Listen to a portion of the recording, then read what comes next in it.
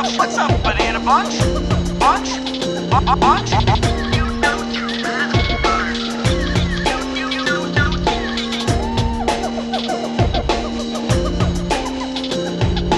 Welcome to the Jungle Gyms podcast.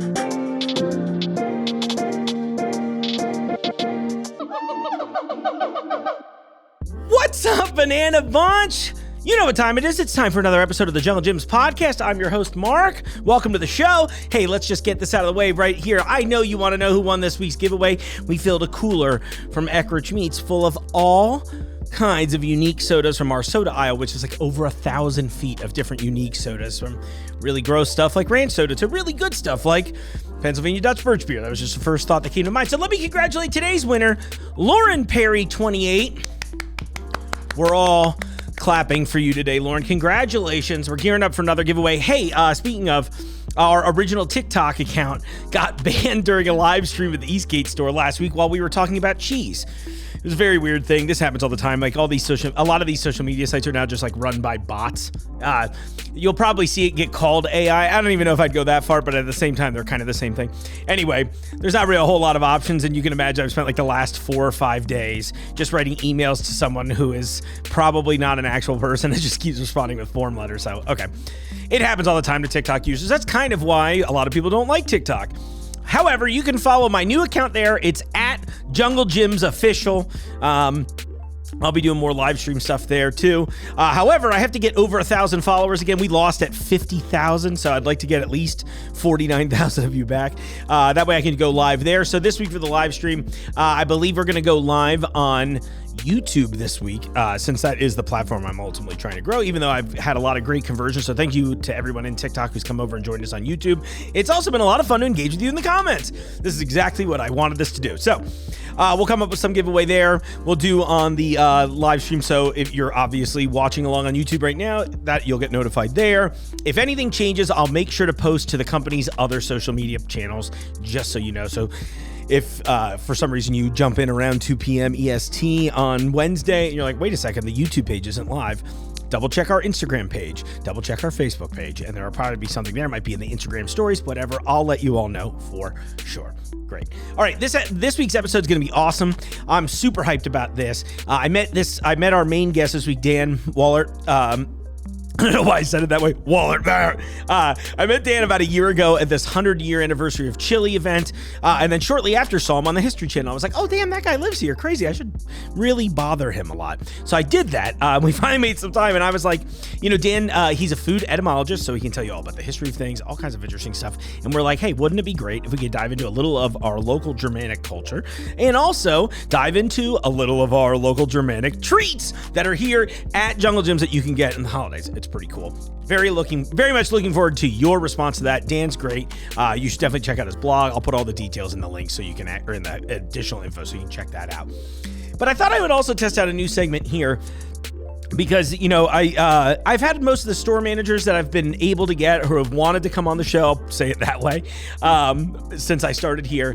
And I was just like, there's a lot of flavor in the store that sometimes gets left on the table. So I thought I'd start by just grabbing one of our front end representatives, and I was like, hey, when can you come in? So he came in after work, and conveniently that's right now. So I think it's time that you meet Ray. Hello, how are you? Well, so Ray, truly introduce yourself. Who are you? What do you do here at Jungle Gyms? Hi, I am Ray Jones. I work as a supervisor, head cashier here at Jungle Gyms. That's awesome. Well, welcome to the show. I appreciate it. Thank you. Am excited about this. Look, I shouldn't even bury this in. Well, no, let's just, how long have you worked here?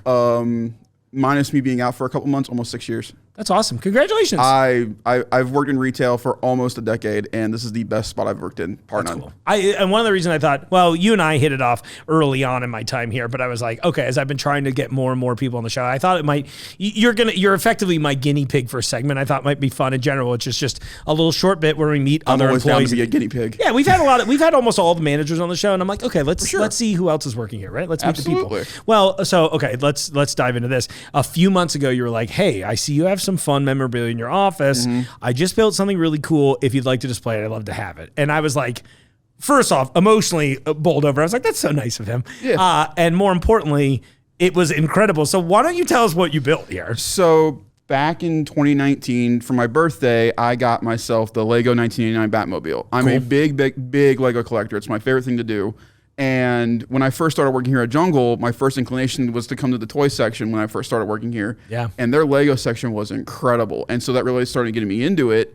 And I built this guy right here. It took me almost 2 days, but it's my favorite pastime to do. Yeah. And I love seeing these little kids come through and see these Lego sets, and it gets them excited about it because it still keeps me excited about the brand as well. Yeah. So I don't know if you said this. Well, you did say it to me in person, but is this the biggest one you've ever built? Yes. It's 3,183 pieces. That is wild. Yes. I can't even imagine. Like, I'm just trying to remember, like, I was a huge Lego guy for so much of my life. Yeah. Back before they had any of the branded stuff. Oh, for sure. And then it was just like, time got away from me a little bit. But there was also that, how old are you? I'll be 28 this year. Okay, cool. So we have enough of an age gap between us where like that decade difference, like people were not nice about you doing youthful minded stuff when I was at a right age, right? They were like, grow up, right? Yeah. And so I missed out on a lot of it. And then when it came back, because like as a kid, I always wanted Star Wars Lego. And now that they have that, I'm like, oh my gosh. I mean, can I go back in time? It's crazy. Like when you go back to like when 99 hit and the Phantom Menace stuff started coming out. Yeah. To where we are now, it's insane. Like the stuff they're putting out this year is crazy. Yeah. What are some of the other big sets that you've done? I recently did the Voltron set, which is buildable and detachable. You can take all the lions off and put them all back together. Really? It's insane how they did it. That's cool. I recently did the Lego Sanctorum for Doctor Strange. Okay. That's both Avengers Infinity War and No Way Home. It was really, really dope. And I'm looking forward to the Avengers Tower coming out this year. That's my other big one I'm really looking forward to. But I mainly stick with Star Wars. That's where my go-to is. That's always my go-to with Lego. That's cool. DC just got lucky when it came to this because this is my favorite Batmobile of any era, and they absolutely nailed it. Like you can remove the cockpit. Oh, yeah, pop it open. So you can do this with I remember you showed me that day. I was like, but this is my coolest thing about it. So if you go back here and you turn that dial where the afterburner is, if you watch the guns, guys, they pop up. Oh, what? Yeah, that's awesome. So they actually pop up like they do I in didn't the know movie. they popped up. Like, I was like, am I breaking it? No. Oh, And that is so cool. when you look over here on the sides, like they have like the ammunition on the side of them cool. too. Little belt-fed bullets. That's so cool. And then it comes with these 3 exclusive minifigures, which is Batman, Joker, and Vicky Vale. And this is the first time they used a one piece for the cowl, much like with Keaton. Oh, so yeah. the Lego minifigure can't even turn his head. He can't turn his head. It can't turn his head. It makes it accurate, which I think is awesome. It's one of those things that if there are casual Bat fans out there watching this right now, you've maybe never noticed this, but now that you've heard this, that anytime Michael Keaton turns around and it's either my of his favorite thing when you look at old stuff for 89. He turns his entire excuse me. body. Yeah. I watched The Flash somewhat recently, and I forget if they built his suit that way too. Michael Keaton personally asked Andy Muschietti not to do that with the helmet because it would not feel the same. That makes sense. Yeah. So he kept it as one piece. He kept it as one piece. I feel like they just didn't let him move much, but also I think maybe being in his late 60s. Yeah, he really that. can't exactly, do a drop kick from afar. Yeah, that's true. My hottest take this year is that The Flash was nowhere near as bad as everyone wanted me to think it was. No, it's not as bad as everybody thinks it is. It was totally fine. There is redeeming qualities of that movie for sure. It was better than Ant-Man 4. We don't talk about Quantumania, man. We don't talk about that. Not even the Lego sets do that. Not even the Lego sets do that movie justice. I know. I feel so bad. I love you, Paul Rudd. You know? They keep giving you the small end of the stick. No pun intended. Yeah, for real. I love that we get to live in a time where nerd culture is now pop culture. Listen, I watch a guy on YouTube named MGO316. If you never watched him, look him. He's a toy reviewer. And at the end of every review, he says, "Be geek and be proud." And I live by that motto every day. I don't let people tell me not to be a nerd. That there's no reason for it. This is what brings me joy. I am buying this instead of cocaine off the street. And that's my philosophy. When you could get farm to table cocaine. That's very true. But fair trade. But this is why I love it. I love meeting people like you, and I love meeting people here that work at our store that are not afraid to show their geekdom. Like, it's not something you should be ashamed of anymore. No, not at all. Express it. Love it. I'm an active Masters of the Universe collector, and I love showing that off. I have my own YouTube channel. And I love showing off my collections and my hauls whenever I get them. That's so cool. And so, the people out there who people tell you to not do that, don't listen to them. Yeah. Let this be your passion and don't let anybody tell you otherwise. That's a great way to look at life in general. That's my philosophy on it. I'm so glad we did this. This is already a great test of this format. And definitely come to Jungle Gyms and look at the toy store. I do work here, but please come to the toy store. We have some of the... realistically, the more they shop here, the more cool stuff you and I get access to as well. It's honest to God the truth. this part of the store has gotten so much bigger, and they've put so much more emphasis on it. It makes me so happy. And by the way, I should mention, and not just Fairfield too. I don't know if you've seen what they did at Eastgate. Eastgate's got a similar expansion. I've not been to the Eastgate expansion yet. They did great too. I'll probably do it'll air before this comes out, but I'll probably go. I might go over there tomorrow in real time to do a little thing about that for their TikTok too. It's incredible. Like, but now with like Toys R Us, KB Toys, those kind of stores gone. Yeah. We have like the mom and pop shops, which we have one here in Fairfield, the toy department. I will recommend the crap out of them every time. It's one of the best stores here in the area. But our toy store is basically like a Toys R Us without being one. Right. And it's a great way to like show your kids like, hey, this is what we had back when we were young. And it makes me so upset that we don't have that anymore. Yeah. The only thing they don't have here are Nintendo 64s. You know, and if only. Listen, Nintendo, Jeffrey, if you're watching, please do an N64 classic, and Jeffrey, order it. Nintendo, if you're watching, make the Micro 64, put it in Jungle Gyms. We'll promote the crap out of it. The real one I want is a Micro Sega Dreamcast. I think you're on your own pedestal there, my friend. Yeah, no, there's a lot of us in my demo that would kill to have that again. Every Sonic fan's like, yes, do it. Yeah, and I'm like, the Sonic games are the worst games. It's one of the most unique consoles that ever existed in the gaming landscape. And so many things that occurred now naturally, they did in 1998 and 9. Well, 8, or I guess... Was it? Yeah, 98 in Japan, and then 99 in US. Yeah. Anyway, I'm being a big nerd. All right, let me wrap on this, Ray. If there's one thing that we could bring in here, it doesn't have to necessarily be toy related, but I know you love them, so please. What is one thing that you wish we either had more of or carried outright? I honestly, for me, I love our variety and selection, but I really wish they would give more time to other brands that here in the toy section. When I first started working here, we had a bunch of like micro mini sets. Okay, those are like the smaller Lego that were sets, on right? the more cheaper side, because we are definitely on the higher end side when it comes to our Lego sets. Yeah, because all of our Lego sets are like the huge, the 50,000 pieces. Exactly, or something like that. Here's a full life-size replica of the Empire State Building. Right. And like we have that awesome Indiana Jones one. Oh, that looks so cool. And I guarantee you kids look at that and go, wow, that's awesome. I think it'd be really cool if we brought back like the $20, $30 sets we used to have. Cool. Because that'd be a great way to gateway these kids into Lego and not feel overbearing about it. That's because cool. when you first look at like a big set like this, it's very intimidating. I can't even imagine. It's the scariest thing to start a big set like that, because you're like, where do I begin? Because like instructions do help, but it's very complicated and it gets very aggravating. With smaller sets, it gets you building to that process. Right. And so for me, like that and like Transformers and that kind of stuff, because it's a wide appeal. They rely on Funko, but I think we should have more action figures here and not just rely on that kind of stuff. And Funko's I think the big thing is that it's so popular. Yes. It's like hard to, but look. We have a giant Funko Michael Keaton over there. It's very cool, by the way. I mean, and the thing is, look, I never want to be one of those people that's like, don't like this, but Funko is one of those things that I couldn't get into the design. I don't really love the way they look. I have 4. Conceptually, I dig it. I have 4 in total. I have a Grogu, I have an Iron Man, a Hulk, and who's the other one?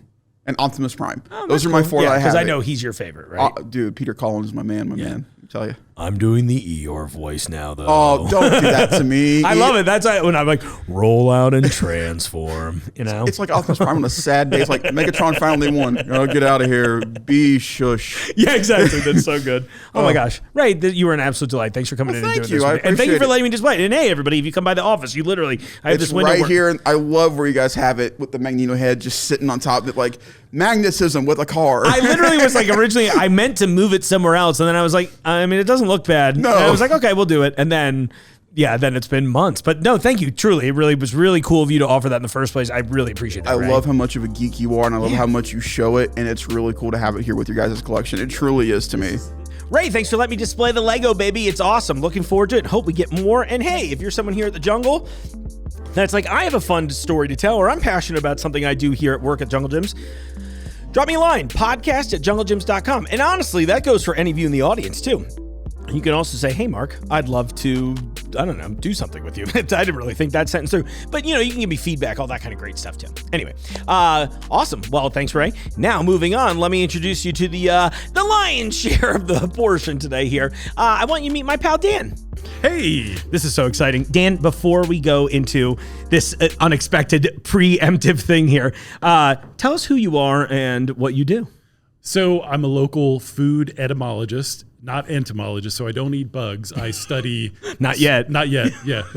Until you make me. I study the origins of food, so every food that we eat really has kind of a fun story. We have a lot of family history that pairs with the food that our family's been eating for many generations. So I love it. I write about that. I have a blog called Dann Woellert, the food etymologist. Perfect. And I've written a couple of books about our weird local foods like Geta, Cincinnati chili, our weird candy industry, and historic restaurants. So that's so cool. Yeah. And you've been on was it History Channel or Food Network? It was one of the two of those, right? I was, yeah. The Food That Built America.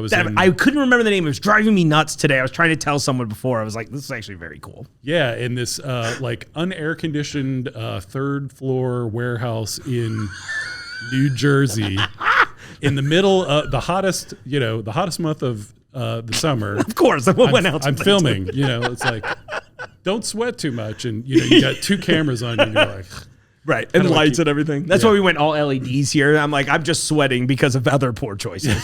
Right, exactly. That's so awesome. Well, Dan, thank you truly. I know we've been talking about this for a while, so thanks for coming out and doing this. I really absolutely. appreciate it. Thanks for having me. Well, I know we had the Liquid Death out here today, but I had another visit from one of my other favorite beverage brands. So right before we got here, Mountain Dew came by, and shout out, guys. Thanks. Rob, Paul, Nick, you guys are the best. But they brought us, this is the brand new flavor. It should have just hit shelves by the time this episode comes out.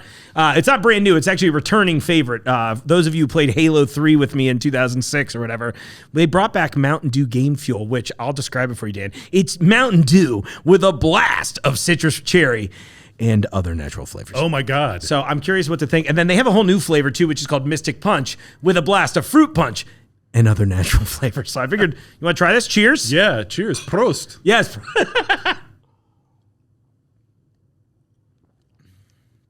Well, that's pretty good. Yeah. And for those of you longtime Game Fuel fans, it tastes exactly the way I remember it, which is really, I feel like you kind of touched on food memories already and like the nostalgic end of that. And there is something to it, even something as silly as this. I mean, I can literally think about my old apartment playing Xbox, sipping on way too many of these in the middle of the night, probably doing some other things, classic Halo days. Yeah.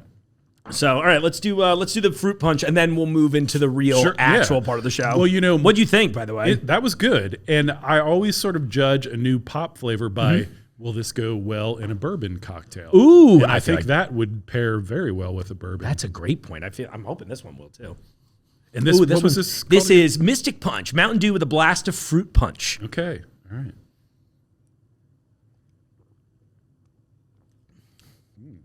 Oh, I like that one too. I think I like that. I was going to say I like that better, but I like it for different reasons. I think it's got a really good flavor. I can't believe, I'll be honest with you, tasting that, I'm kind of surprised Pepsi and Mountain Dew have not come up with a fruit punch Dew before. Right. That kind of is awesome. Yeah. It makes me think of what's the red one? Tahitian Treat. Oh, yeah. It reminds me of that, but I would say, honestly, I kind of prefer it. So thank you, Pepsi. Thank you, J&J Pepsi. I always get those. Ever since I learned French in high school, my brain's been broken on the J and G in English because they're swapped in French. Oh, so, okay. Yeah, because you're like J, and I'm like, oh, yeah, but they're backwards, so my whole life. Anyway, G&J Pepsi, thank you, guys. Just blowing it. All right, Dan. So the reason we were doing this is it's obviously getting up on holiday season here, and I thought this was a good way in, and I was like, Dan, what's a list of things that you feel comfortable teaching me about? But we carry so much cool stuff from international, and I don't think there's enough... we're not given enough expertise usually on this kind of thing, which I thought would be really cool just to sit here and listen to you talk for a little bit. Yeah, I mean, I love holiday at Jungle Gyms because all of these cool products that we have never, some of them we probably never heard of, most people have never heard of, come out in the international aisles, particularly like the European aisles, like German aisle, the Dutch aisle, the English aisle. And, my sort of favorite is gingerbread. And in America, our gingerbread is very molassesy, kind of crispy. But like in Europe, every region has a different version of gingerbread. If you start like the Rhine River that forms kind of the west boundary of Germany today, you start in the Netherlands and you get Dutch gingerbread like the Pfeffernusse. The Pfeffernusse. And then as you go down the Rhine, you get to like Alsace-Lorraine and they have a kind of a blondie, cakey version of it. Oh, interesting. That sounds delicious. Yeah, and then you keep going down towards the southern end, and you get like Nuremberg. This is my favorite. Awesome. This is the best gingerbread in the world. I'm so excited to try it with you too, because it's been one of those things where I love gingerbread, and I've got a lot of family spread out all over Europe and just all over. And so it's been one of those things where I'm like, all right, is this the time? And so I know my German family watching over there right now. Gregory, if you're watching this, hopefully you approve of both of us here today. I'm super excited. So is there one, I mean, if that's your favorite, should we lead with your favorite? Should we lead with, should we work the way to, save the best for last? We could talk about this. Okay. I mean, it comes there. These are probably the two best versions of Nuremberg gingerbread. And by the way, they've been making this gingerbread for 400 years. No kidding. In Nuremberg. I mean, they're super serious about this. They've got guilds that, you have to go through like an apprenticeship to be able to learn how to make this gingerbread the right way. Because it, literally this is a 400 plus year old recipe that they've been doing. So this is kind of the OG, just the ice version. So one of the things that the Europeans are not afraid of that we are is the clove spice. Like they can lean into clove, and that's kind of the mix, the balance of what we call pumpkin spice. Nutmeg, cinnamon, cloves, ginger. Yeah, and the balance of that. And most of the time in America, we kind of err just with cinnamon forward, maybe a little bit of nutmeg. But if you have one of these, I mean, this is truly a spiced gingerbread.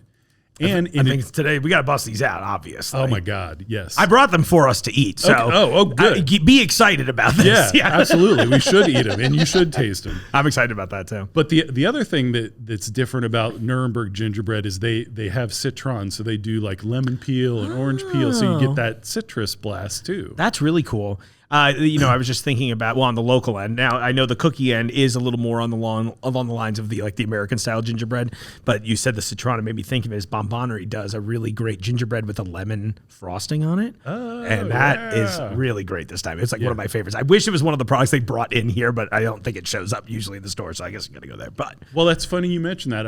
Some friends of mine make this amazing molasses gingerbread, and they ice it with sort of a lemony. Sounds good to me. Yeah. And now that we're in international market, I feel like I should grab a yuzu and then do it. It's really get wild with it. It sounds fun. That would be excellent. Yeah. Am I crazy in thinking that a lot of the more traditional ones also have star anise or anise? I always forget how to pronounce it properly. Like I said, they're not afraid of spice. When they say spice cake, literally, they're putting in more spices than we are. That's cool. I'm curious about the chocolate one too. When you mentioned that, I was like, chocolate on gingerbread, huh? I was like, I trust Dan. So yeah, that's really good. You'll be surprised because I'll start opening while you. All right, we can do that. And half the show is sampling, I love that. You should eat in a food show, right? Yeah, absolutely. I have a buddy who always is always mad about people eating in YouTube videos, and I'm always just like, I'm sorry, man. He's like, at least with your show, I kind of expect it. He's like, but it was something else. Well, I'm a misphonic, so like the sound of people chewing is kind of fun to fun to me. So that's awesome. I've never met somebody that I'm always on the opposite. I guess would it be misphobic? I guess where they're like, please don't ever breathe in front of me. Right? Yeah. Oh, the chocolate one is really cool. It's got I wasn't expecting that to be the backside. It's like a little frosty. Yeah. looking. So it's like an oblaten, they call it. It's it's sort of like an edible sheet as they cook them, so that it doesn't stick to the pan. That makes sense. Yeah, and then when you break it apart, you can kind of see that layering in there. Yeah. Well, I'm gonna go classic chocolate first. There's that clove right there, right off the rip. Yeah. Oh man. And can you taste the citron in the chocolate one? Not yet, but okay. I bet in that one I could. Yeah. You know what I always love about any European treat though? They're always so much less sweet than we get in the States. Exactly. It's like you can balance it out. Yeah. This goes well with coffee, tea, I almost want to do the Stroop waffle move and just put it on top of my coffee while the coffee cools off a little bit. Yeah, that's a good one. Yeah. I'll bring taste that and see what you think. The texture, by the way, another thing to note. I know you did say it, but it's it is so noticeably different than whatever you get here. It's like a soft, spongy cookie. It's almost is bordering on cake-like. Yeah, for sure. Yeah, and so as you move down the Rhine, you get to Basel, Switzerland. Mm-hmm. They have their own version of gingerbread. Can you taste the citron? Oh, the citron screams in the plane. That's awesome. That's funny that the chocolate covers it up in that. I wonder if I'm sure it still has it in there. But I'm sure it does, but that came out so it's like that. I get the citron, and then I get the clove right behind it, and then the other flavors I mentioned, like the cinnamon. Is it allspice maybe too? Yeah. Yeah. Nutmeg and ginger. Yeah, that rules. Oh, that's so good. Of course, that's the best one. Yeah, you made that isn't. Dan, 100%. Bat 1,000 already. Yeah, my favorite. Oh, man. That's definitely something that should be integrated into your holiday meals if it isn't absolutely. already. Yeah, right.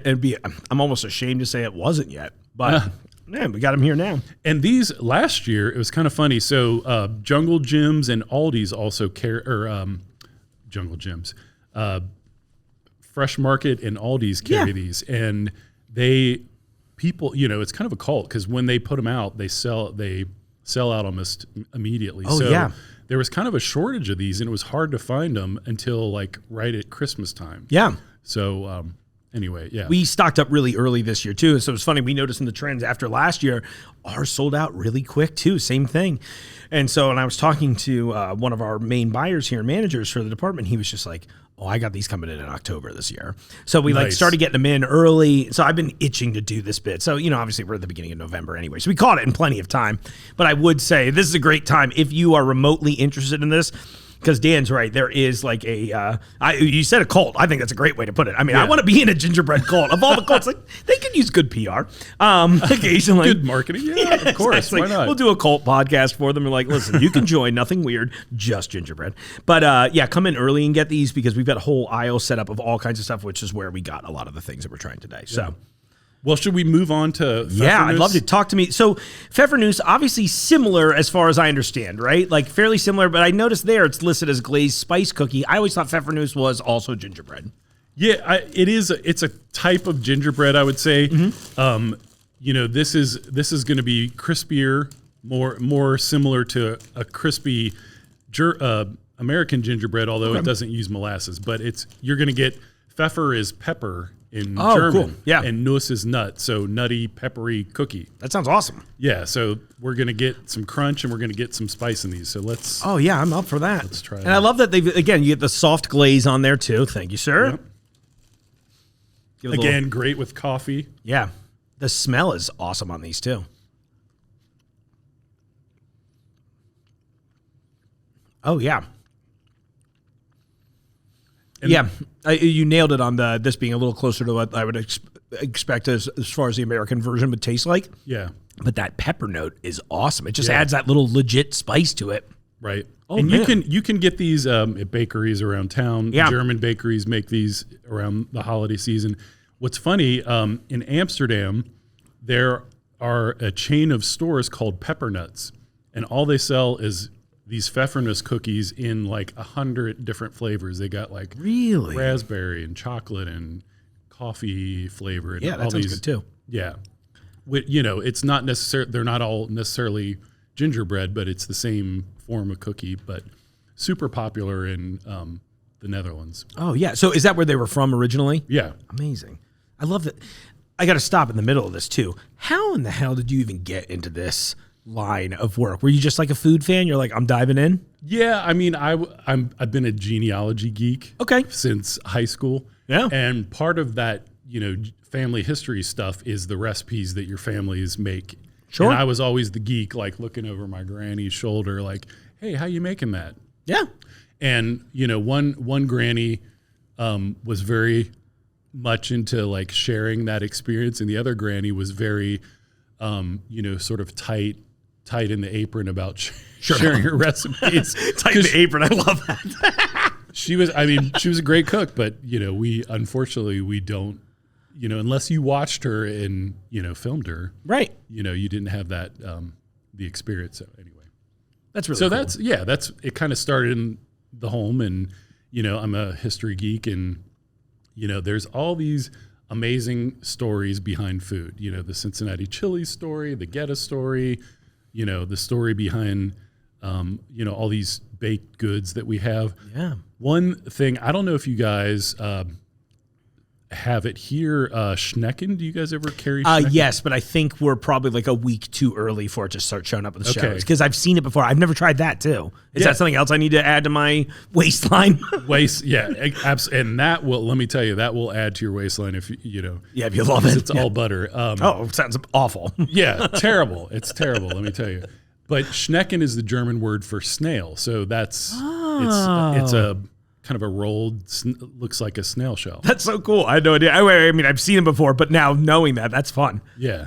You know, it's funny to me how simple a lot of these little translations are, you know. And I'm not from the area originally, so it's like I didn't have that. I love being here because it is such a German town still. I mean, you really get that feeling. And even just driving through little, like Marymount, for example, you're like, oh, the influence is here even. Yeah, you know what I mean? You can see it. Yeah, I love it. You know, and then being able to try through like the food too. That's obviously my favorite part in that regard. Have you ever been weirded out by someone that like says please instead of excuse me? Is this the Bitte story? Yes, it it You is. should tell everybody because that was one of my, when I first moved here, I remember, I was still fairly young, but I remember my parents being like, why does everybody keep saying please at the end of these sentences? They're like, yeah. You know, because on the East Coast, it was like, excuse me, or you know, like the other terms of it. So Dan, why is it that they say that here? So in German, excuse me, or could you repeat that? Or, you know, anything that we associate with the term excuse me is bitte.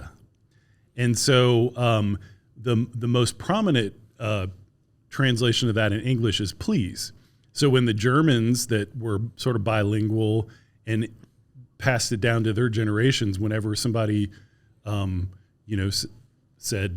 to say, excuse me, they said please instead. That's so kind of weird. I love it. Yeah.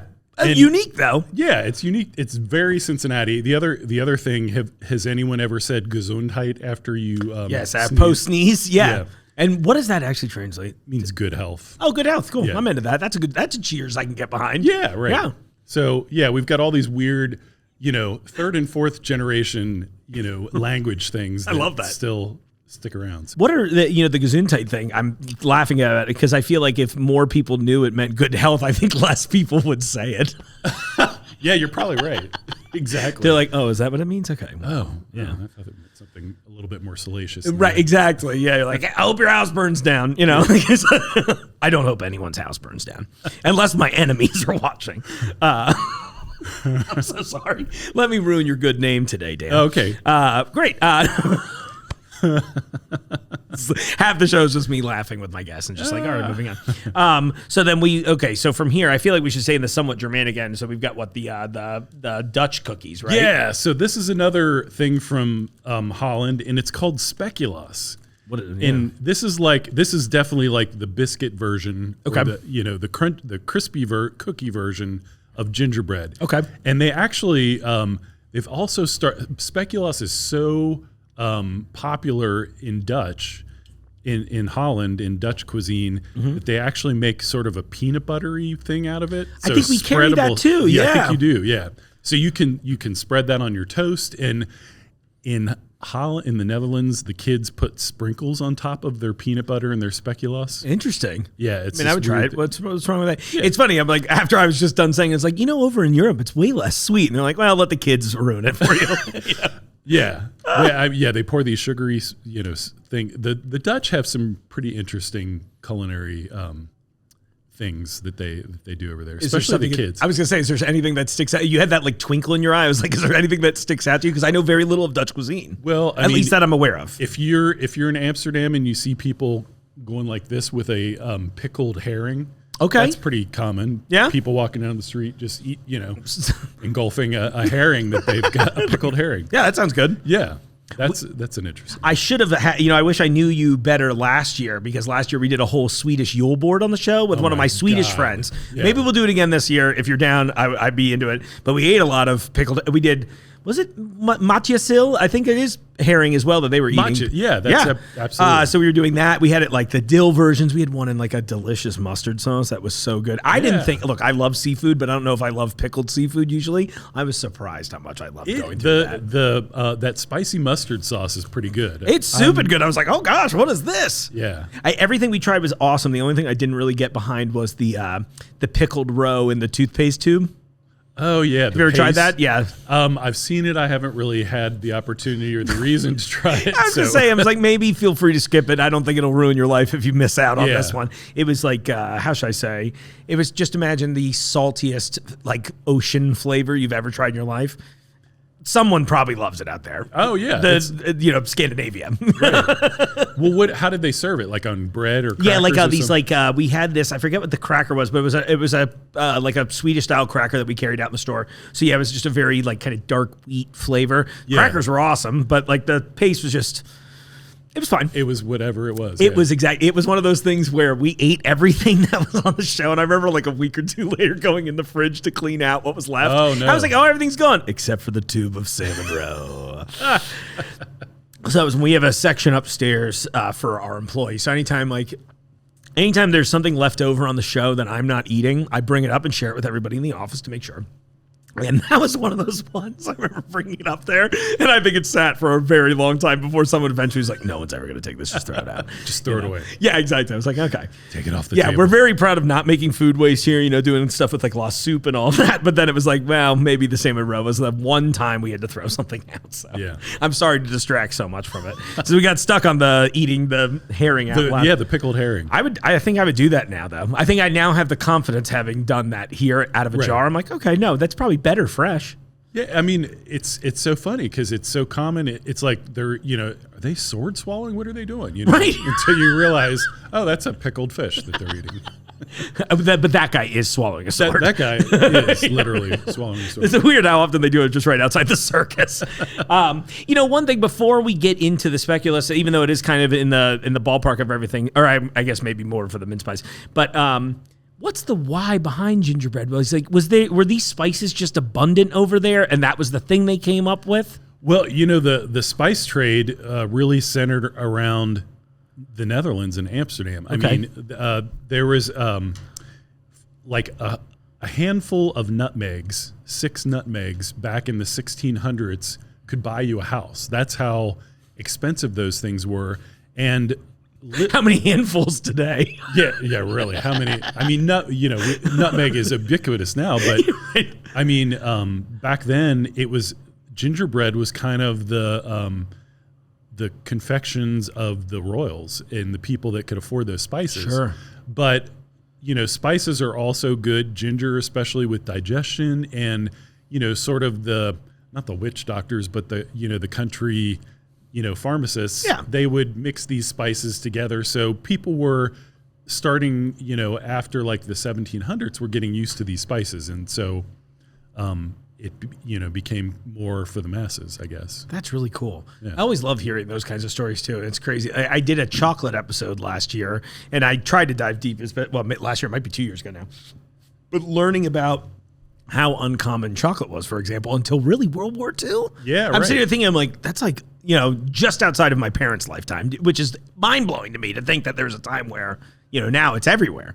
Same thing with pizza. I mean, we didn't have pizza until like the late 50s in Cincinnati. And That's crazy. a lot of people, there's talk of an Italian festival over on the west side that was one of the first places to have pizza. And, the non-Italian people would come and they would mistake it for strawberry shortcake. Because That's funny. Yeah. it was Colors. red, It makes red sense. sauce with a little bit of cheese, not the mounds of soppy melted mozzarella that we have today. Yeah. So yeah, I mean, even within our parents' lifetime, pizza wasn't a thing until they were Crazy. in their teens, maybe. Right. It's wild to think about. And now everything is everywhere all the Yeah, time. It's right. so crazy. Exactly. Yeah. It's so Crazy. nuts. I wonder what the first pizza tasted like here, That was a hard move from the East Coast to Cincinnati was Yeah. La Rosa's. That's Yeah. one I just really, I struggle to get behind it still. It's just too sweet for me. It's cloyingly sweet, I think. Yeah. Oh, I would say it probably meaner than that. I mean, I never want to be mean to anybody. I'm like, I'm Sure. glad you're here. I'm glad people love you. It's just not for me, Yeah. But yeah, that was always a thing where I was always like, oh, is that like a Midwest thing, adding the sweetener, do you think? I think that's a Cincinnati La Rosa's thing. Okay. Yeah. So, Sorry that we're derailing to pizza now, but I'm like, I have you here, Dan. I'm getting all of my notes out. yeah, well, so everybody attributes the sweet sauce to Buddy La Rosa's. Yeah. I mean, he's the businessman, but it was really his Aunt Dina, Oh. her sauce, and she was from Naples, and so the San Marzano tomato is kind of native there, and that's a very sweet tomato if you've ever cooked with it. And they added to the sweetness by adding sugar to the sauce, and it becomes the sweet La Rosa sauce that a lot of people like. It's unique. Let's put it that way. Super unique. Yeah. I feel so bad saying I'd say it meaner. I mean, I would, but only for comedic purposes. Yeah. I'm sorry, but the Rosa family is just tuned out of the show permanently. Right. Yeah, old buddy is over on the west side. He's just shaking his fist at me. I'm like, oh my gosh, I can't believe you know how to use YouTube. At a certain age, we all become tech support for our families. Absolutely. Yeah. That's amazing. Oh my gosh, I'm so sorry to derail you on that. Yeah, but before we do, I do have one more question about Cincinnati food heritage in general. Is there like a certain Cincinnati food story that you really like to tell more often than not? Because I know we've touched on the chili a few times.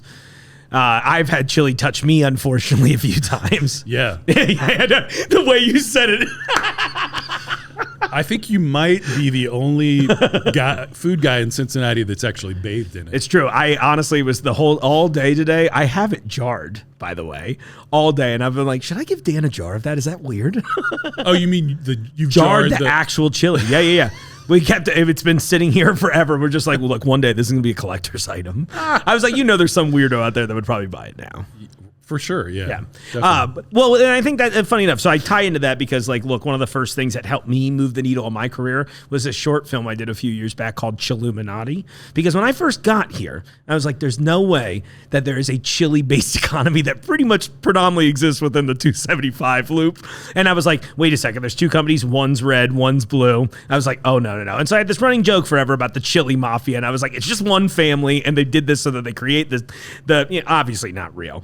But once that popped off, that was when the chili thing started being associated with me all the time. And so then I met you. The first time was actually at that thing at Mount St. Joe last year. Right, for the 100th anniversary. Where I was with what I call the actual Chilluminati. And it was really funny because the place they set me was like a perfect line of all three of the heads of chili. I was just like, if the Chilluminati was real, they should not have let me into this today. Sitting in the center, yeah. Yeah, I know. It was like, oh my gosh, what a bunch of sitting ducks. But it was so silly. So, yeah, of course, obviously with you having so much knowledge around the Cincinnati thing, I figured obviously it might come around chili. But do you have like a favorite little Cincinnati tale? My favorite story in Cincinnati is the story of our tartar sauce dressed double deckers. Oh, yes, please. So we are definitely a tartar sauce town. Mm-hmm. We one of our first burger shops in the late 40s was Frisch's. Okay. And so David Frisch had restaurants that were unsuccessful in Norwood, and he goes to this food convention out in California and meets the brothers behind McDonald's. Oh, okay. And then he also meets Bob Wine, who was the guy behind Big Boy. Oh. Both of those burgers are tartar sauce dressed not tartar sauce, Thousand Island dressed. Okay. On the West Coast. So he buys the Bob Wine's Frisch's franchise and brings it to Cincinnati. Bought it for $1. The guy was just wanted to expand the franchise. And that's why it's Bob's Big Boy everywhere else. Yeah. Okay. Another one of those. Frisch's Big Boy here in Cincinnati. So again, one of those things where we'd see Bob. I remember on the drive back home between, East Coast and here, it was always funny to me because I'm like, why is it Bob's Big Boy until we get to Cincinnati pretty much? Yeah. I'm glad you just unlocked a key memory for me. Thanks, Dan. Yeah, no problem. So, he brings the burger here. He doesn't like Thousand Island, and he decides to put tartar sauce on the Big Boy instead of Thousand Island. And there are all these Me Too copycat burger shops in Cincinnati that come after Frisch's, and they're all putting tartar sauce on their burgers. And so if you were from the West Coast, and were familiar with Bob's Big Boy or McDonald's, you'd be like, what the heck is this white sauce that they're dressing all their burgers with here in Cincinnati? So another weird thing about Cincinnati is that we are sort of ground zero for tartar sauce dressed hamburgers. You know what? I'm trying to think. I don't think I've had it, honestly, really outside of the area. I'm trying to think of all my travels. But even funnier, I only recently tried it on a burger for the first time a couple months ago. Isn't that crazy? I've been here for 25 years. Yeah, and I'm like, I'll get around to it. Well, I did. It just took a quarter of a century. And I was surprised how much I liked it. It was a very unique thing. It wouldn't be my number one. I think I might actually lean more Thousand Island long term. Yeah. I'm feeling the Russian dressing coming out of me. But no, it was surprisingly delicious. I love that too. $1. I always love that there's a story like that too. Like on a handshake deal and on a napkin. A handful of nutmeg. I bought the house for And it's funny if you go to Cleveland, there are all those legacy burger shops will not serve ketchup. They only serve mustard or mayo. Oh, cool. Why no to ketchup? I don't know. I don't know why they look down on ketchup. That's a story I need to dive into. And maybe that's our next episode. You and me, road trip. We'll go up and we'll try a bunch of these burgers and we'll find out why they hate ketchup. We'll get behind this. Yeah, exactly. Ketchup. Right. Big ketchup has to know. Yes, big ketchup must know why. It's funny because I'm like, it's a fine condiment. I mean, I wouldn't necessarily ban it, but at the same time, I'd be, it's not my number one choice, but I would love to find this out. What is your condiment of dipping for fries? For fries. Okay, so, funny enough here, somebody got me hip to a little while back. There's a friet sauce from Holland that we carry in here. Oh, yeah. And there's a couple versions of them. They're all different slightly in flavor, even though I think the recipe is pretty close. So there's a squeeze bottle one that's decent. But the two, actually, funny enough, even though I just finished saying, I'm like, I don't really enjoy a lot of ketchup. The two lately that have been heavy in the rotation is the, I cannot remember the brand name, but it's a German name, and I want to say it starts with like Gerstwein or something like that. But they have a curry ketchup sauce for fries. That is my jam. Dude, it's so good. Yeah. I love curry anyway, so I was like, but to me, it takes something like ketchup, which I kind of find like a little too sweet, a little kind of just boring now, and classes up the joint a little bit, and anybody else that's watching you eat it is like, oh, that doesn't seem like a weird colored sauce. Yeah, right. You're not going to get the weird looks if it was pink or green or something like that. Exactly. But that one, and then the friet sauce, which in fries, I don't know how to describe it, but it almost reminds me of like a potato salad dressing for French fries. Okay. So it hits a little bit more vinegar note. It's like a little just tangier almost. Yeah. I thought that was really good. I'm trying to think of what else I've put on fries recently. I have so many sauces in my house, especially since I started this job. So now it's like, there's a mustard we carry from this local guy, well, somewhat local, called he's the Mustard Man. And he has a few different ones. His peppered mustard, though, that also is in the constant rotation. But that shows up on almost everything. So you're not a ranch, one of these freaky ranch people? That I am ranch? not. I'm actually staunch. Oh, damn! Did we just become best friends? Oh, yes. I am pretty staunchly anti-ranch. I will say, yes, because this always comes up and people get mad about the specifics. Like, well, what about homemade ranch? I'm like, okay, that is definitely better. But in general, I really have it out for all of the shelf-stable. It smells bad to me. It doesn't taste good to me. It's like, when we're done, I'll send you. Actually, funny enough, years ago, I made a whole video about how much I hate ranch in Jungle Gyms before I worked there. So, I'm glad we're in good company. We're on the same team there. Yeah. For sure. I'll let people in my life eat it, but, under protest. I'm going to serve this, but I'm going to tell you why I don't eat it. Yeah. I'm so glad you don't like it. What's your go-to sauce? Or a go-to sauce, anyway? I do like curry ketchup. Like, Oktoberfest season is great because all of the curry... the local German societies bring out their curry ketchup sauces. Oh, yeah. Germania used to make and bottle 2 different types. No kidding. And then the pandemic shut that down. Of course. But it was phenomenal. I'm like, yes, this is great. Bring it back. Bring it back, yes. Yeah, I'm looking right at the camera now. Bring it back. Germania. I never got to try it. Yeah, it was like, I think it was 2018 at their Oktoberfest out at Germania Park. They had them and they were bottling them, and I'm like, this is great. Yay. It's funny. I've only kind of recently gotten more interested in German cuisine, because I didn't really know much about it. Again, when we first got here, like early 90s, it was, there was just, I don't know, in my head, I was always like, it's always really heavy. And I'm sure there are some stuff, but I got, thanks to Drew and Valerie at Tuba Baking Company. Oh my God, right? yes. Do you not love them as much? Yeah. It's so good. Like they go in the old Swabian style recipes. Yeah. And they really opened my eyes to it because, look, most times I'd just be like, all right, give me some strudel, get me a pretzel, soak me in mustard, and I'm going home, Right. And now it's really opened my mind to so many other things. I'm like, oh, who even knew this was possible? Yeah. So. And what I love about them at Tuba is, first of all, German cuisine is not the most popular cuisine in America or even Cincinnati, which has a super German population. It's kind of funny. Yeah. But what they've done, they've taken it outside of the schnitzel and they've really, they traveled in Swabia for like 3 months a couple of years ago, and they brought back all these great recipes. So they make these super authentic, Swabian style dishes, and they make the best dang pretzel in Cincinnati. It is so good. It's like one of those things where, now that we've said it, I'm like, I guess I'm going tomorrow. Right. Yeah. The curse of living relatively close by is always right. like, You're right over there, aren't you? yeah. And then I just, right before we started, I got my, I go to the Bellevue Barbershop, and they're right down the street. So my ritual 9 out of 10 times, and Valerie, you know this all too well. I guess Drew too, but he's usually making it for me in the back.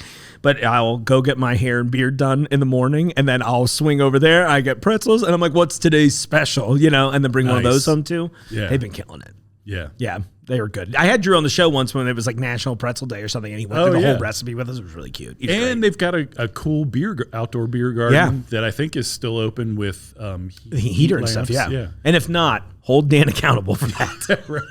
He's supplying the heaters. All right, I've derailed you too long on the speculous. We got to try those. Yeah, let's do this.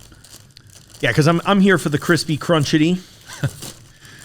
Crispy, crunchity, buttery cookie. Yeah, I was like, what slogan am I thinking of? Right. Now, these really pair with the Mountain Dew Gain Fuel today. Okay. Oh, that's fun. So funny enough, I grabbed this one because it was a little bigger bag, but I did see we had actually really cute, like authentic, I almost said Hollish, Dutch. Hollish. But Dutch tins that had these in them over there, which I was like, oh, these are cute. And they're like, mine are little people. Oh, and they're okay. So sometimes they're people, sometimes they're a windmill. Oh, I've never seen the little people. Yeah, you get the little people. Yeah, that's cute. What are they doing to each other? It looks like, honestly, this is just a body horror. It's very much John Carpenter's The Thing. It's like just two people become one. Oh, yeah. That's pretty good. Again, goes well with coffee, tea.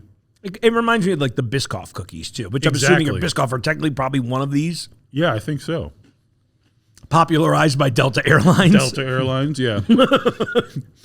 We can't get you there on time, but here, have a free some cookies are like, it does kind of work. Yeah. Actually, it's really funny now that you say that. The only reason I've ever tried the first time I tried a Stroop waffle was because United Airlines gave it to us on a flight. And I was like, what is this? She's like, would you like peanuts or would you like this delicious looking cookie? I was like, has anyone asked for peanuts since? After this? Yeah. Yeah, but never after that. Oh, we got some guests. Hi, everyone. This is the best part of the show. You can hear us okay, right? Very cool. Awesome. I'll say that for everybody that watches the show. So one of the fun things is if anytime I really, really trust a guest, I can actually broadcast in the store. So if you're in the store, you can actually hear us talking about this. And I thought this would be a really interesting one for all the guests. So thank you all for coming in today.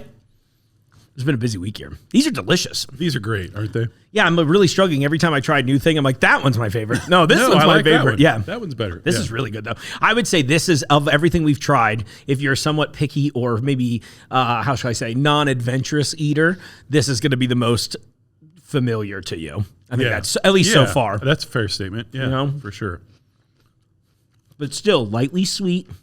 Definitely not too sweet. You know what's funny is I meant to find, you talked about the Danish cookies in the tin, and I was just going to do the joke and fill it with all kinds of sewing supplies, but like wrap it up. But I just ran out of time. I use it for like all the weird screws and that's a good idea. Hanging things. Right. It's just like a box with command strips. All those weird tools that you get at IKEA in the box that you're like, what the heck do I do with this thing? I had one of those the other day. I was putting together some furniture and I was like, I was like, I should keep this Allen wrench. I went to like my little drawer where I keep all that. And it's like 80% Allen wrenches. I was like, I think I got enough. Yeah, you think I have? I'm never going to run out of Allen wrenches. Yeah. Oh, that's so good. These are great. I would try these again. Yeah, these are definitely good. And I thought I had a memory that these were really popular, like in grade school, like when they try to, make you have your nap, you'd have a cookie and milk and lay your head on your desk. Sounds good. We should do that as adults. Yeah, I would. Yeah, I wish I would do it. I did put a pillow out for you. Thank you. We all need our naps, right? Yeah, right. Exactly. That'll be a whole different show. I'll get a sleep expert in here and I'll just nap on the show and see what happens. I'm like, do people tune in for an hour? Right. They might. I don't know. The internet's a weird place these days. Those are okay. So, all right, we've killed it so far. This is the one I'm the most curious about. So, yeah, I mean, Germanic, gingerbread, awesome. So many varieties. You guys have so many varieties here at Jungle Gyms. Yeah, I tried to pick different brands. So, by the way, I'll just say for the audience's sake, even though you could see it on screen earlier, I believe that's probably pronounced Wickline. Yeah. Wickline. That was one. And they were the ones that did the Nuremberg style classic gingerbread and the chocolate ones. What was this here? Herman the German. That's good. With the Pfeffernuss. That's great. I tried to pick different brands for everyone. And what is this one? Helima. Sounds good. Yeah. So, gingerbread, the spice cookies.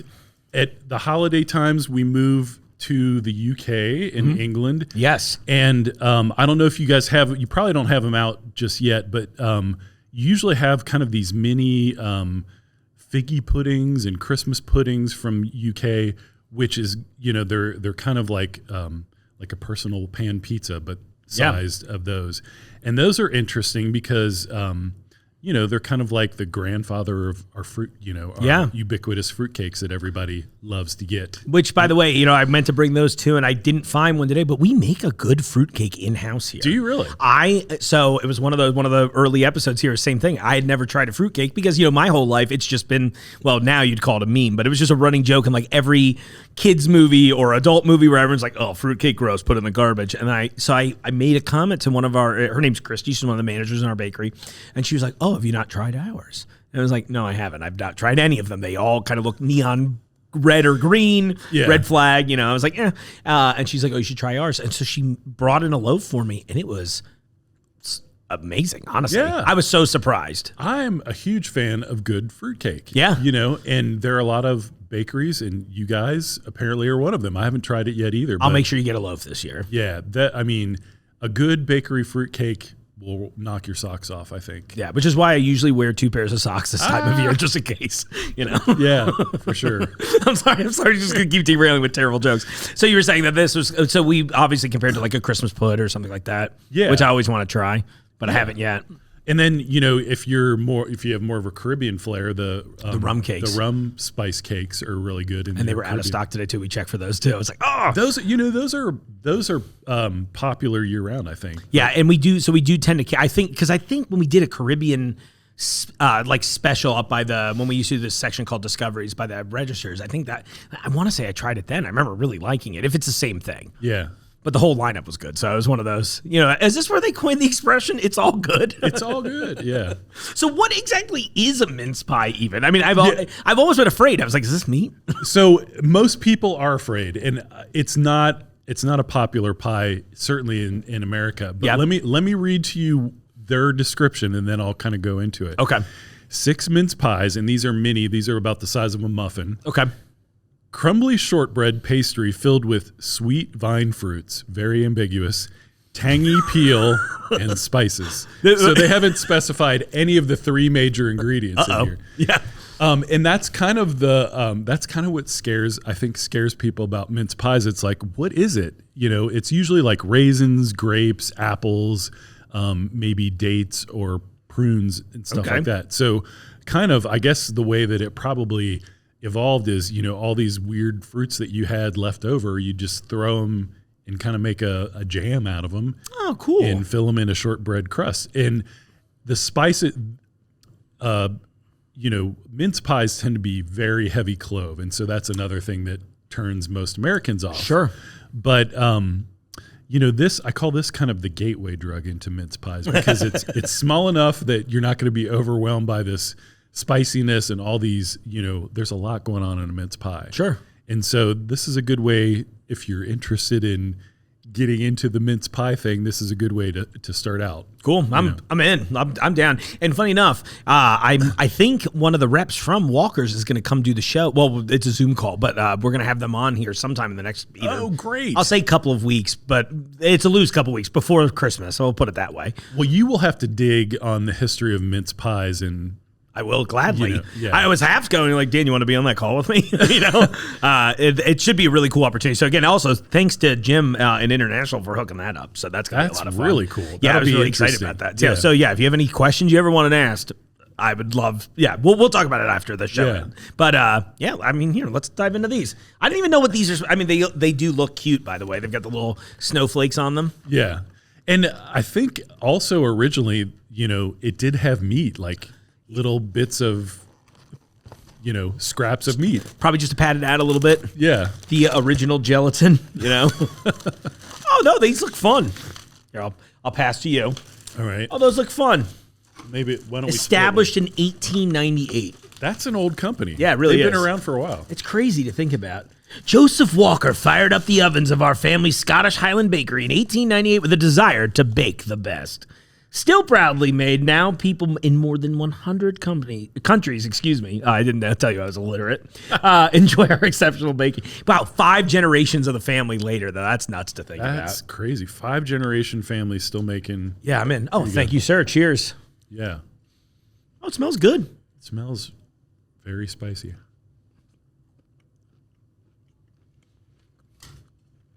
Oh, I should have never been afraid of this. Right. It's pretty good, huh? Yeah, it's great.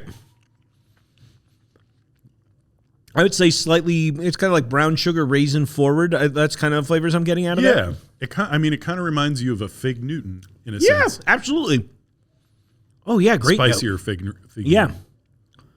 Yeah, it's like if Fig Newtons, it's again like a lot of the American versions of international treats always are like crank up the sweetness, take the weird down about 15 to 20%. Exactly. Yeah. And I don't know, I kind of like this. I really like I'm assuming it's probably like a shortbread style crust. Yeah. That's since it's pretty Walker's, that's really good. Yeah, Walker's makes a pretty dang good shortbread. I am generally not the crust guy. I'm like a filling guy when it comes to pie. So Yeah, like me too. being excited about eating the crust, I'm like, oh, that's a first.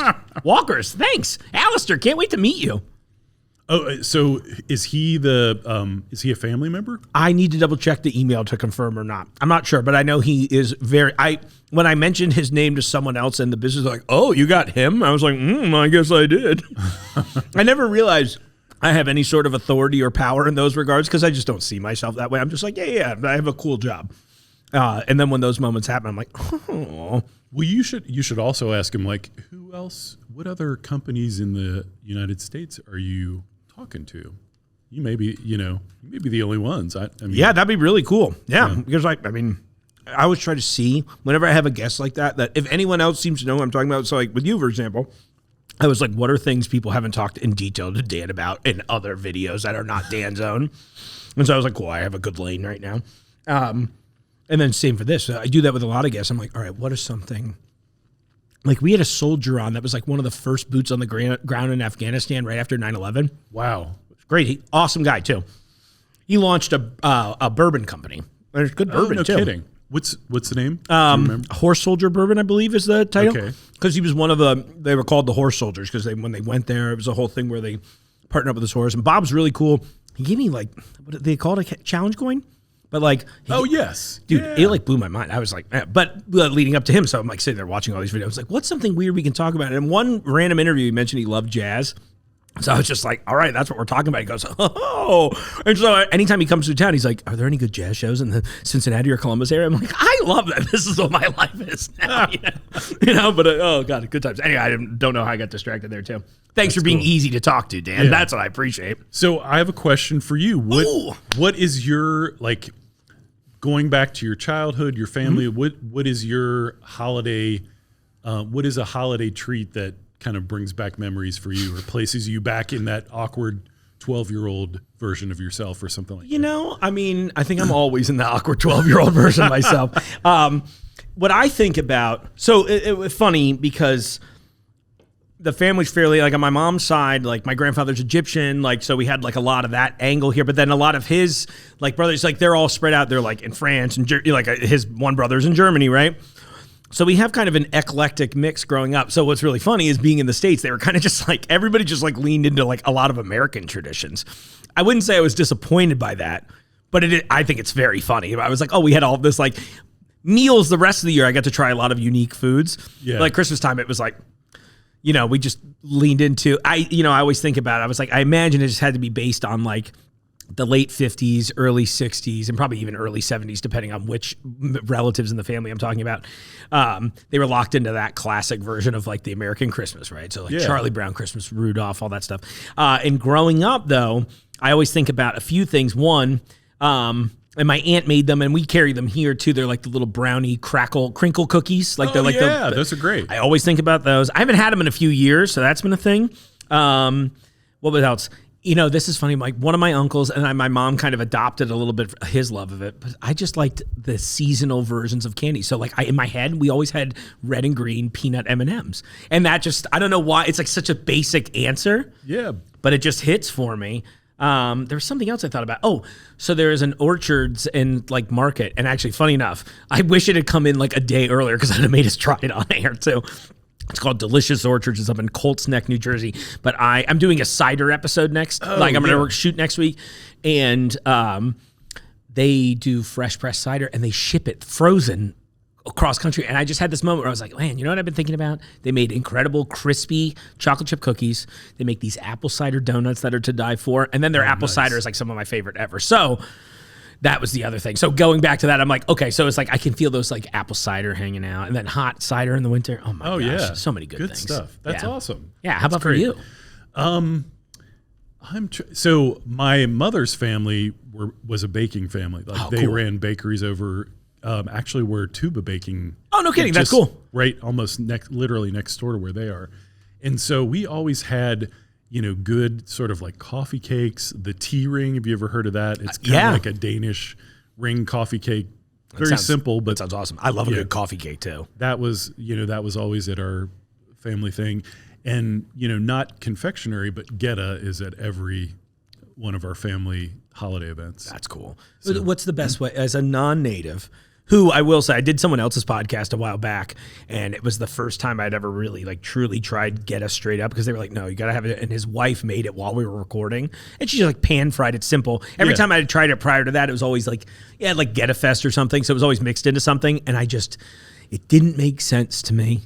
And I was kind of like, And I just didn't get it, especially in that form. But once I tried like the crispy pan-fried version, that made a lot of sense. But I will say this real fast. There was a comedian named Stavros Halkias that just recently came to Cincinnati. I saw the show, and then one of his clips went viral because he got on stage and was just getting mad. He was just doing bits about how much he hated. What I thought was funny because he hated Cincinnati chili. I was like, well, but he's Greek. So I was kind of like, I thought you might be a little more, and he's fat. So I was like twofold, not to be mean, but I'm like, listen, I know how this works. But I was surprised by that. And then he got on Geta and he goes, it's not the Depression anymore. You can just have regular sausage. And so I had to ask you, what's your preferred way of eating Geta? Like, what would you recommend? Definitely crispy, pan fried.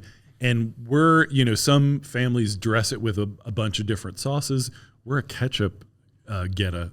Do you go curry ketchup on or regular ketchup? I do. I've done that sounds fun. Tabasco ketchup too. Oh, that sounds really good. Sriracha even. Oh yeah, okay, I can get into that. Yeah. Dang, now I want to make like a gochujang Geta. Oh, that would be great. Yeah. You got some sort of like Korean. This is like every blog will be so mad at me for suggesting this. I was like, Korean inspired Geta. You know, that would be hilarious. But on the note of best way to prepare it. I found out last year that my sister's in-laws make it sort of clumpy. Like they will not put it in slabs and crisp fry it, but they'll kind of like mix it up like scrambled eggs, like scrambled Geta. Okay. And that was super offensive to me. And I went on a tirade against them for that. I'm like, this is not the way. Who taught you this? This is not the way to eat Geta. It feels like it would be soft. I feel like that does not sound like an appealing way to eat that. Yeah. But that's the way they've been eating it for forever. And so we had to meet in the middle because they're not going to do the crispy thing. So, we had like scrapple back home, which I never really ate until I was older. I still didn't really get into. I was more, as far as like the East Coast weird meats, I was more of a pork roll guy. Oh yeah, which we sell here at Jungle Jim's, and that was like, when I remember it was again before I worked here, and I just happened to randomly come in and I saw they had it. I was like, you guys carry pork roll here? They're like, yeah, we have like 6 people who lived in New Jersey that really, really wanted it. I was like, 7 people, thank you. And gosh, so delicious. Yeah. It's really good. Well, scrapple is a cousin of Geta for sure. I think the main difference is that it just doesn't have the oats in it, if I'm not mistaken. Right. It's got cornmeal. I knew there was some twist to it, but but you need to have it served by a very angry diner waitress in Pennsylvania somewhere. I feel like that's really the move. Like, she can't be happy, and I want her to have just finished smoking a cigarette. There's just something about that odd aroma on her fingertips when she hands the plate to you. It just doesn't. Right, and then she'll still call you honey or sweetie, of course, or darling, or but something. like in like the what's Marge Simpson's sister's voice, you know? In that scraggle. Yeah, here's your scrapple. You're like, thanks, sweetie. I'm like, oh, sorry, I didn't mean to do your voice. You know. Nice. So good. Dan, I'm so glad you came out today. Yeah, this has been fun. Oh, Thanks for yeah. having me. Well, let's do this. I really am serious about the burger thing with the ketchup investigation. I feel like that would be fun. That would be awesome. Well, so here, let me tease you with something. I guess I'm teasing the audience too. So I bought an ice cream maker for myself back home a while back because I was like, I kept telling myself, I was like, at tax time, I could probably write this off because I will eventually use it for work. But we had pitched an idea about making a ketchup ice cream, which mostly because I'm anti-ketchup, I was like, well, how can I ruin this for the public? And I thought that would be a great way to do it, right? Make weird ketchup things. But that might be a good tie-in for the whole episode. So maybe we finish it with a bowl here as our part of our victory lap. I'd be into that. I think that would be a really fun bit. That would be hilarious. Yeah. Oh my gosh, amazing. Well, hey, before we wrap up, where can everybody find you? Plug your site, all that stuff. Yes. And of course, I'll put it in the show notes too. So I'm Dan Woellert, the food etymologist. Just Google that and it'll take you to my blog. Can you spell your last name too? It's Woellert. So it's one of those weird umlauted O's. Oh, we love an from the umlaut. German. Yeah, we love an umlaut, right. And you can get my books on Amazon.com. Just Google my name, Geta, Cincinnati Chili, Candy, Historic Restaurants of Cincinnati, Cincinnati Wine. And there may be an upcoming project about the history of Chinese Cantonese food in Cincinnati. Oh, that's so cool. Which is an amazing story. Oh, I'm very excited to hit stop on record just so I can ask you if a couple people I think might be involved in it. That's really congratulations. Cool. Yeah, thanks. Yeah, that's awesome. Oh my gosh. I'm super excited. Thanks for being here, Dan. I really appreciate it. Thanks for walking us through this. Yeah, absolutely. All right, well, we'll see you again soon. All right. Happy holidays. Well, that was enlightening. Dan, thank you so much for your time. I appreciate you coming out here. I had a lot of fun with you, and hopefully I'm serious about that Northern Ohio burger ketchup investigation. I've been itching to be a detective around food for a long time, and maybe this is the way we do it. So stay tuned. If you want to see that segment like that, you can either leave a comment on this video or shoot me an email at podcast@junglegyms.com. I would love to show everyone I work with that that's the kind of stuff that you'd love to see. Well, on that, folks, I gotta go get ready for the International Wine Festival that is this Saturday here at Fairfield Jungle Gyms. We got a whole new suit. It's gonna be crazy. Looking forward to it. Hopefully, a lot of you are gonna be there, and if so, come say hi to me while you're there. It should be a great time. And in the meantime, I'll be out there changing in the aisles. The Jungle Gyms podcast is recorded in the WJJI studio inside Jungle Gyms International Market in Fairfield, Ohio. The Jungle Gyms podcast is produced and hosted by Mark Borison.